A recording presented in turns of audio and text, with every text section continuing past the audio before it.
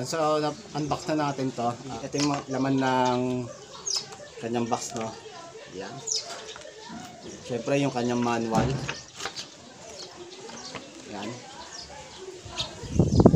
Manual na hindi lagi binabasa.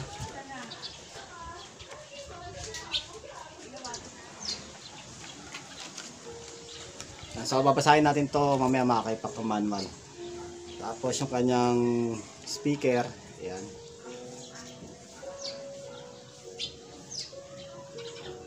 So may velcro siya. USB Type-C cable. Kanyang USB Type-C. Yung velcro tape niya. Yan na may 3M. Siyempre pagka 3M, alam na natin yan. Sulit yan, madikit yan 3M.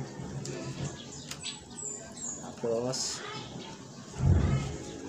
yung kanyang hard mic.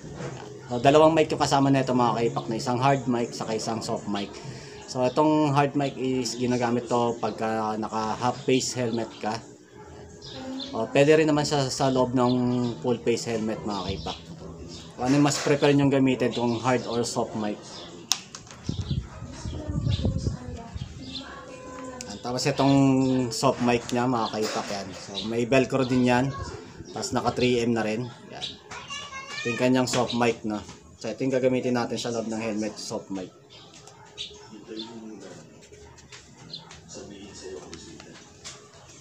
Tapos yung helmet clip, yan. Ito yung ginagamitan ng lock ng Allen wrench. Yan. Ito yung kanyang helmet clip. So dalawa yung kanyang helmet clip na. Ito yung isa yung dinidikit permanent sa ating helmet, no. So nakadikit siya sa helmet. Naka 3M din siya. Tapos syempre makakaipak yung ating Gearlek GX2 intercom. Yan. So ito siya makakaipak. So power on. Itong talk sa mic pag naka-intercom ka. Volume down, volume up. Skip music. Yan. So on natin.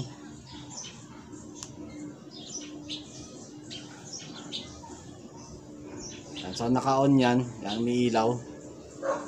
So naghanap siya ng kaper niya, no? So pwede pala itong i-connect mga kaipak sa ibang brand ng intercom.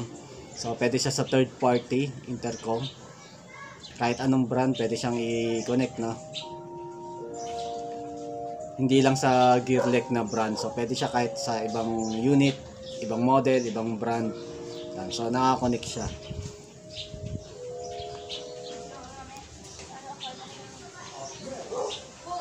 Yan. So 1,000 meters ang intercom range nito mga kaipak.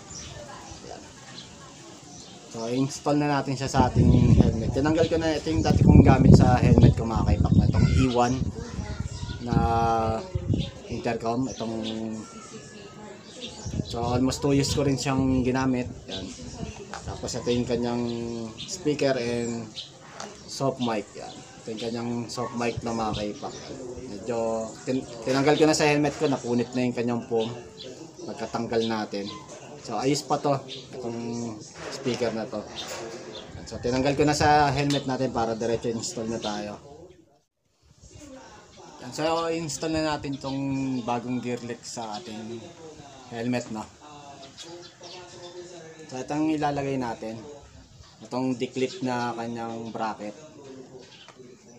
Kailangan natin itong Allen wrench. So madali lang naman mag-install na ito mga kaipak. Simple lang to, kahit grade 1 kayang-kaya to.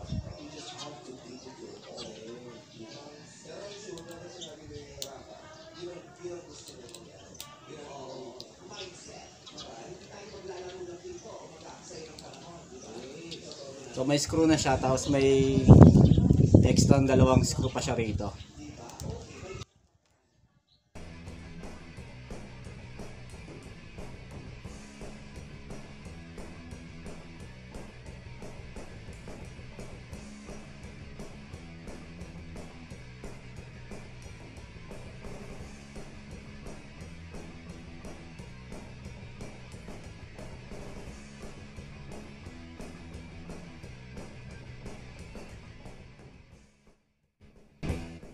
So ganito siya mga kaipak.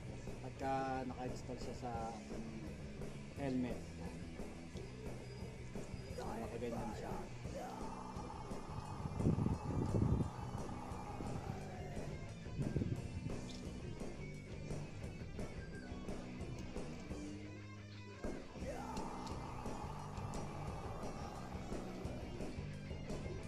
So install na natin tong kanyang bracket.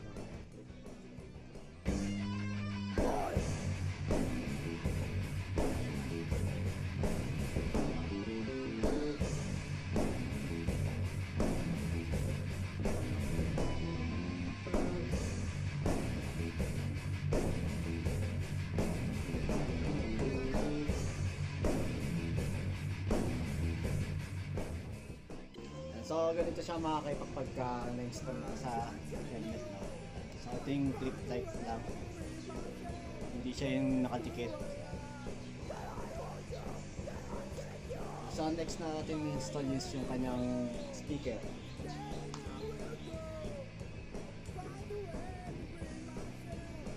So yung mas mahaba is yung nasa right side. So dito i-connect yung microphone. Pero dito na naka-adhesive na.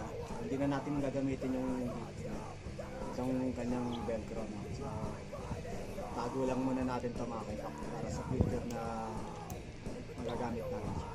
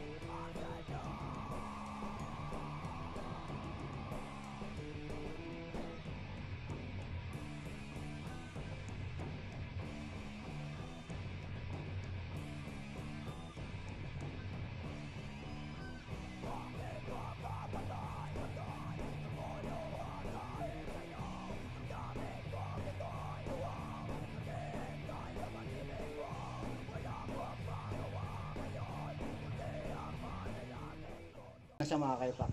Install na natin yung ating Gearlek na intercom yan. So malinis siya.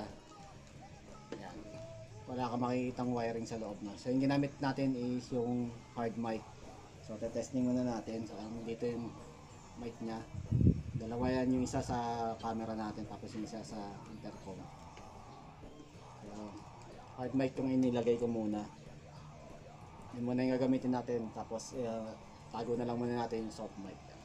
So ito siya mga kaipak, ganyan siya pag nasa helmet na. So testing na lang natin siya pagka kung gaano kalakas yung sounds niya pag gamit na natin yung helmet.